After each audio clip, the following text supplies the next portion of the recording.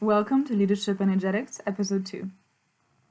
Leadership Energetics essentially is the realization that leadership is an energy game.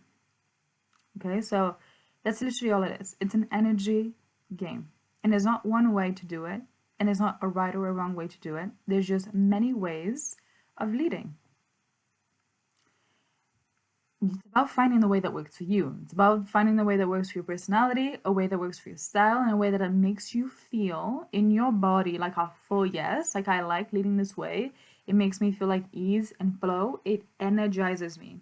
Because I was sitting in nature and meditating for a bit, and there was like these leaves. Some of them like dried leaves, and there was like no life, no vitality, no energy, no life force. And leadership is life force. It's your energy. The person with the most energy, the person that's the most relaxed, and the person that has the clearest mind is the one that's able to lead. And it's the one that everyone wants to lead because they're the one that is in their power. They're in control of their responses. They're in control of their temperance. They're not just reacting emotionally. They have a reliability, a sense of trust. They have a deep sense of trust in their essence because they're coming from a place of groundedness. They're grounded.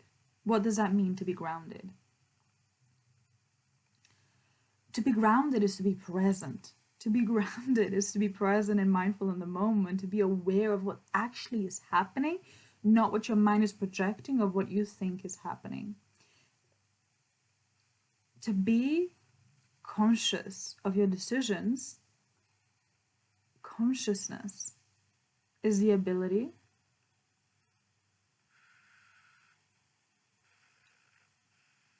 to move with intentions. I talked about this on the other podcast. Consciousness is the ability to move with intentions. And your intentions can only be made and truly be something that you keep holding on, because you need to have focus to hold an intention. But it can only be something that you keep holding on, this intention, if you understand that your focus, your awareness, and your energy are the three key things. So much joy.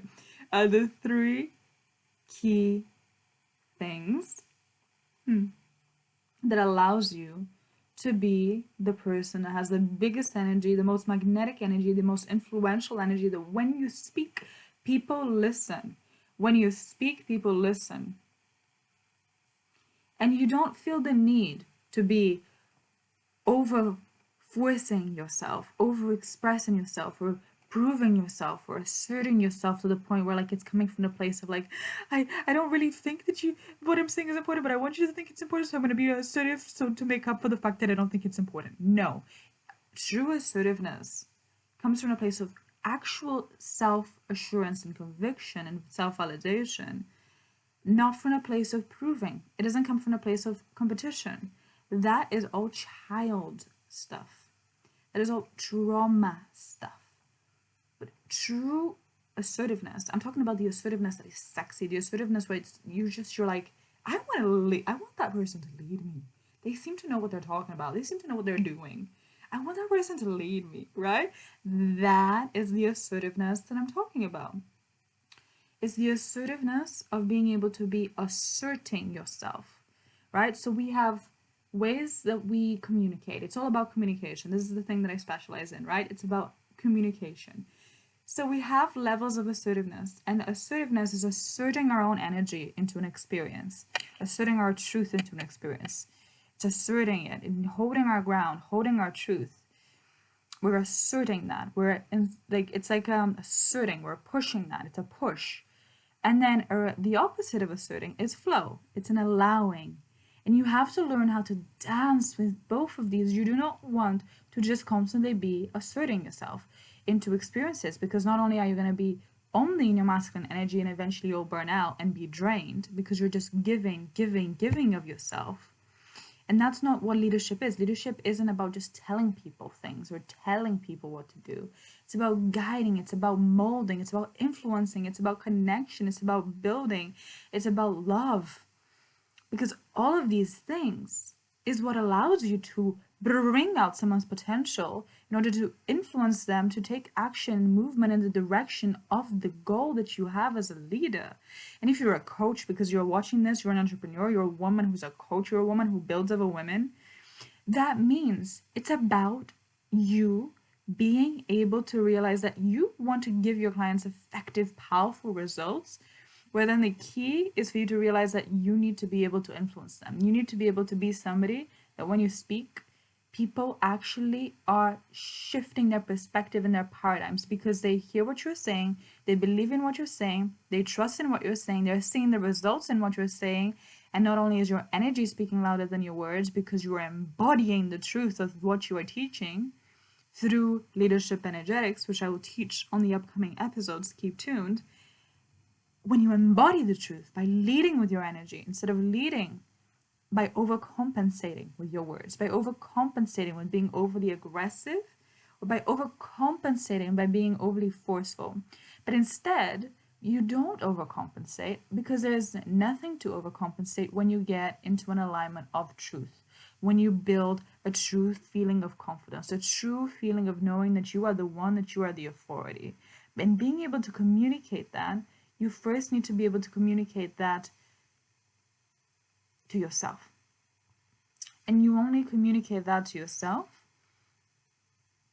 by being able to understand that you are consistently communicating to the world, to yourself, in every single action and choice and moment that you are in. If you are not doing something because you are scared, if you are not doing something because you are trying to if you're something made me laugh. Okay, hold on, let's refocus.